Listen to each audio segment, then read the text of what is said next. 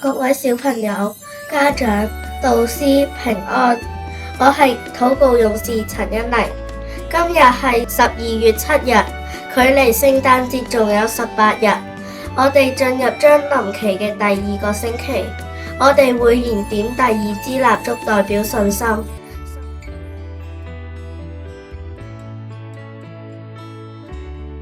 信就係所望之事嘅實底。按聖經預言，彌賽亞耶西之本，生於卑微嘅伯利恆。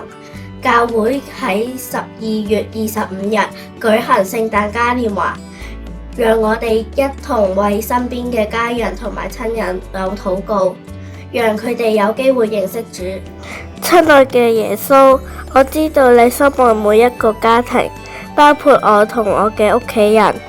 你以嬰孩嘅樣式嚟到約瑟同瑪利亞嘅家庭，讓佢哋夫妻嘅喜樂得着圓滿。正如我都因住同家人嘅連結，心中嘅喜樂得以滿足。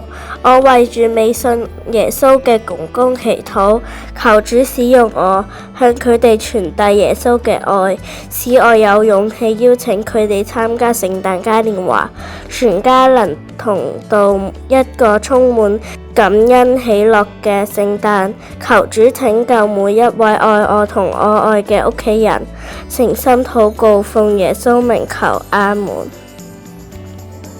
如果你完成咗禱告，請叫爸爸媽媽將你禱告嘅相片發俾導師，我哋會將相片貼喺教會嘅蠟燭上面，以禱告迎接主耶穌。